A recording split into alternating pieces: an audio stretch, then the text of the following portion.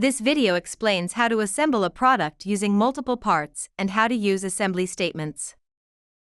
The statements that manage assembly processes during simulation are grouped into what is known as an assembly statement. Part 1 explained how to create an assembly. Part 2 explains how to create an assembly using the process create statement. Open the file used in Part 1 or let's assemble a product using multiple parts after 1.vcmx. The assembly can also be created with the process create statement. Click the Process tab. Go to the eCatalog panel, Models by Type, Flow Components, and drag and drop Process node into the 3D world. With PNP in the manipulation group selected, drag Process node toward conveyor to connect it. Delete the feeder connected to the conveyor. Select Processes in the editor group and click Process number 1. Click Statements. Create. Delete Transport in and move the added Create to the top.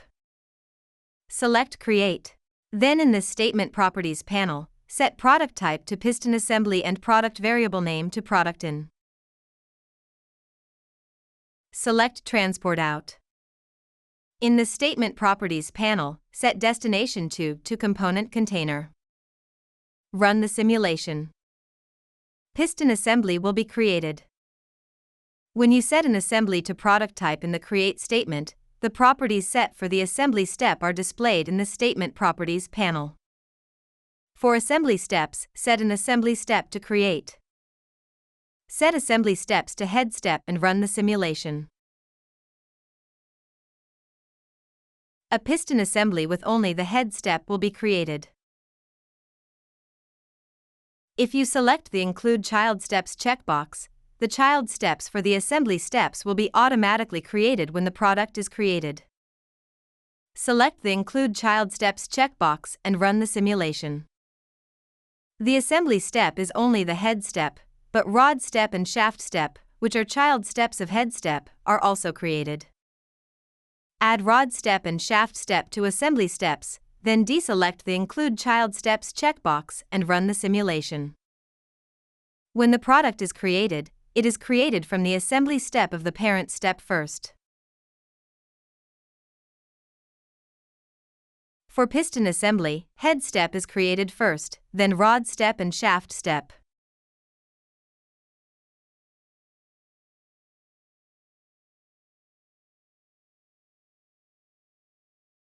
If some assembly steps are not created at this time, the assembly steps that were not created are skipped and the created assembly step is attached.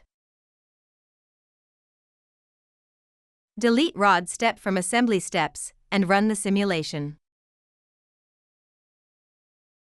Attach shaft step to head step instead of rod step which was not created.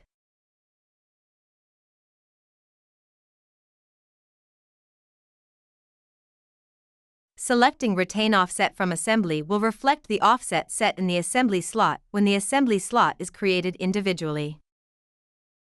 Click Products in the editor group.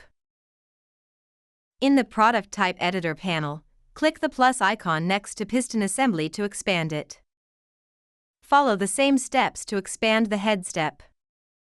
Select Rod Step and click Open Assembly Editor.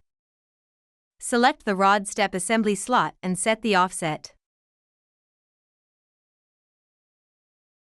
Click Process number 1 once you have set the offset. Select the Create statement. In the Statement Properties panel, set assembly steps to rod step. Deselect the Retain Offset from Assembly checkbox and run the simulation.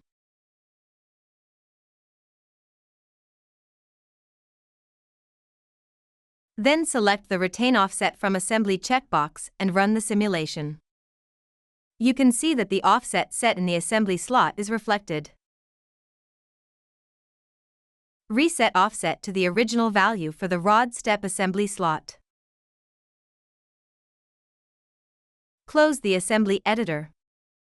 The following is an explanation of the assembly statements within statements. The Get Assembly statement acquires assembly step information and stores it in variables.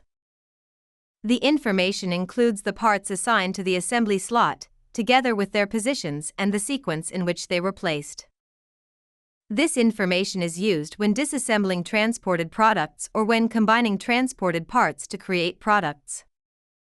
Assembly data source specifies where to acquire assembly step information. There are two options, assembly instance and assembly product type, and each option has different properties. First of all, let's explain assembly instance. Assembly instance is a setting that acquires the assembly step information from a product that has been transported to a process. The product variable name is set in assembly variable name to specify which product is the target. Assembly step specifies which assembly step information to acquire for the target product. If you select the Include Child Steps checkbox, the child step information for the assembly step can also be acquired when assembly step information is acquired. If you select the Return as List checkbox, the assembly information can be acquired and stored as a list of product instances when assembly step information is acquired. If you select the Inverse List checkbox, the list will be in reverse order when assembly step information is acquired as a list. Return variable name is the name of the variable that saves the information. This completes the explanation of the properties when assembly instance is set. Next, let's explain assembly product type. Assembly product type is a setting which acquires assembly step information from the assemblies defined in the product type editor. Assembly sets the target assembly in the product type editor. Assembly steps is similar to assembly instance and sets which assembly step information to acquire. Only the assembly steps defined in the assembly configured in the product type editor can be selected here. In this case, you can select assembly steps defined in piston assembly. Include child steps and return variable name are the same as assembly instance. This completes the explanation of the properties when assembly data source is set to assembly product type. This concludes the course. Let's assemble a product using multiple parts. Part 2. Thank you for watching.